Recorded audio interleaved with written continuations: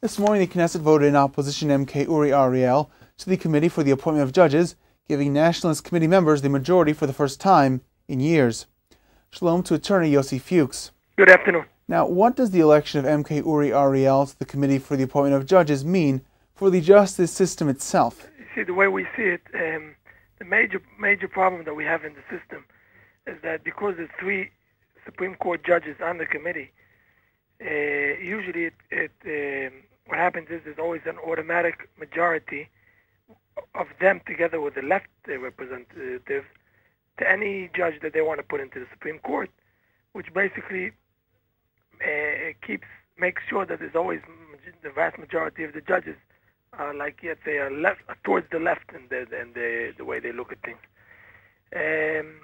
At this time, I think it's the first time that we managed to create, or we managed to fight that automatic majority of the judges, because they have 3 representatives of the judges and only one from the left, and the rest of them are more to the right.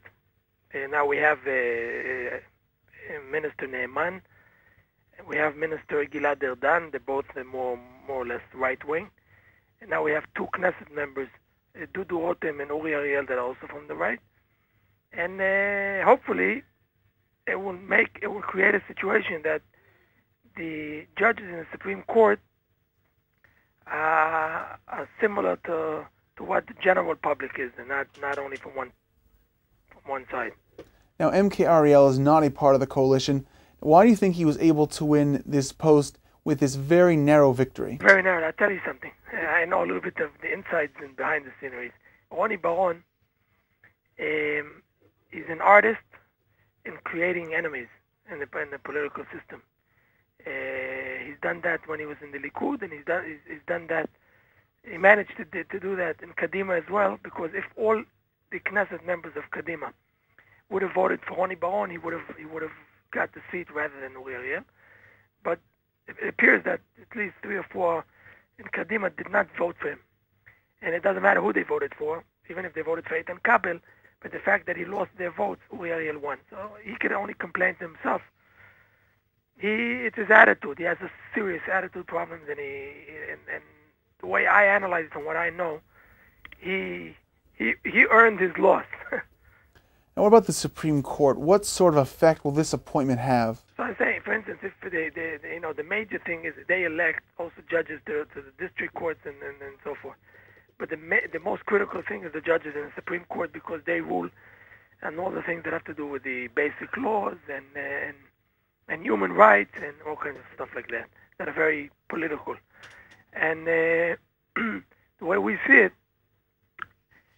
the candidates that will be put up front to become Supreme Court judges will have to be like more center, I would say, and more national in order to be elected.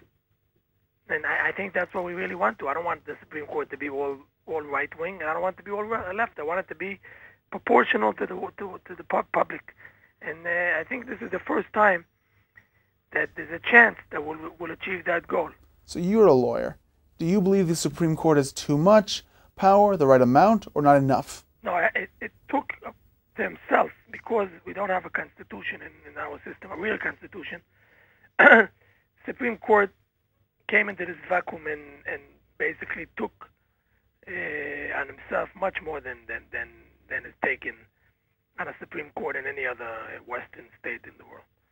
And I think in that aspect, Minister Friedman, the former minister before Ne'eman, started to take some important steps to diminish the power of the Supreme Court. I also think the Supreme Court should not have the power to cancel legislation or laws that were approved in the Knesset. I think that's beyond its territory. And I think we're on the right track. It's still going to be a long way to go, but I think we're on the right track. Attorney Yossi Fuchs, thank you very much for joining us. All right, thanks.